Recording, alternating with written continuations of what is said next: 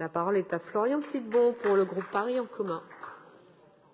Oui, Madame la maire, mes chers collègues, je voudrais commencer également par adresser un salut amical à ma collègue du 15e et adjointe Anouche Toragnan qui a fait un travail remarquable sur le sujet. Comment qui a fait...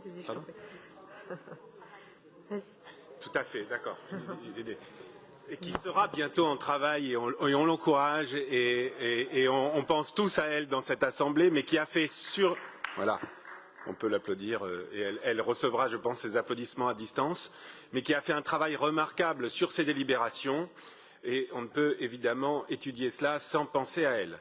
On est dans une crise de la démocratie que le populisme, le simplisme, l'augmentation des fake news augmentent sans cesse.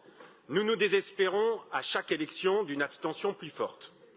La démocratie continue, concept qui a notamment été travaillé de manière très intéressante par le chercheur Dominique Rousseau, doit permettre aux citoyens et aux acteurs associatifs de s'impliquer dans la vie publique. C'est le moyen de créer diverses modalités d'engagement, une opportunité pour chacun de s'approprier un moyen d'expression et en multiplier les moyens ne nuit pas. Conseils consultatifs, conférences citoyennes, conseils de quartier et maintenant l'Assemblée citoyenne. La création de l'Assemblée citoyenne répond d'ailleurs à une demande des Parisiens, comme cela a été rappelé, exprimé lors de la conférence de consensus lancée par la ville de Paris en 2019, en écho au grand débat national.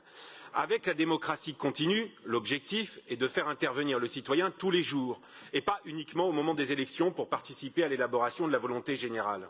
Ces nouvelles instances permettent de répondre à la crise de la démocratie représentative en prenant acte du caractère vivant et concret de l'exercice de la démocratie. Mais ce que dit Dominique Rousseau dans ses travaux, c'est que la démocratie représentative et la démocratie participative, marchent mieux quand les instances sont délibératives. C'est un peu l'anti-grand débat qui, lui, ne l'était pas délibératif. L'ambition de l'Assemblée citoyenne est inédite. Le moyen pour les citoyens tirés au sort de travailler en lien étroit avec le Conseil de Paris. L'Assemblée citoyenne permet aujourd'hui de franchir donc une nouvelle étape dans la participation citoyenne, avec une instance qui regroupera 50 citoyens tirés au sort, représentant la diversité des Parisiens.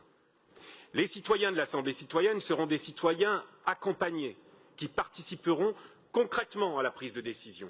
Ils pourront apprendre à décrypter les sujets municipaux, mieux comprendre le fonctionnement de la ville de Paris et des services publics, insuffler de nouvelles idées et peser sur la décision publique. Ils auront la possibilité d'échanges directs avec les conseillers de Paris et la possibilité de poser une question d'actualité par séance directement aux élus de la ville. Et pour cela, ils devront donc en leur sein délibérer. La démocratie continue. C'est aussi donc informer, mettre à disposition des citoyens les outils qui permettent la prise de décision, comprendre, décrypter et évaluer une politique municipale. Il ne s'agit, cela a été déjà bien dit par certains de mes collègues, nullement d'une remise en cause de la démocratie représentative et encore moins d'un gadget démocratique puisque ces nouvelles instances ont été pensées pour agir en lien étroit avec le Conseil de Paris tout en affirmant distinctement le rôle des citoyens et le rôle des élus qui demeurent les décideurs finaux. Monsieur Canal, dans le 15e, on a mis une décennie, vous aviez le même argument, à vous convaincre qu'il fallait que les conseils de quartier soient présidés par un habitant et pas par un élu. Nous ne vous avons pas encore malheureusement convaincu d'en ouvrir plus largement les portes, mais ça viendra et sur ce point, nous ne vous lâcherons pas. Alors vous dites millefeuille. Nous voulons franchir un pas de plus et il faut urgemment le franchir et c'est ce que vous ne semblez pas comprendre. Et je vais vous poser une question finalement. Que craignez-vous? Qu'il y ait trop de démocratie? Trop de gens qui s'intéressent aux travaux de notre Assemblée et nous interpellent? Trop de citoyens qui comprennent ce que l'on fait ici? Trop de citoyens qui nous pousseront à mieux travailler?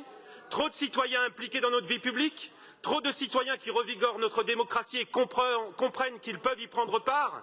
Moi, je crois que dans le contexte démocratique actuel, il n'y en aura jamais trop.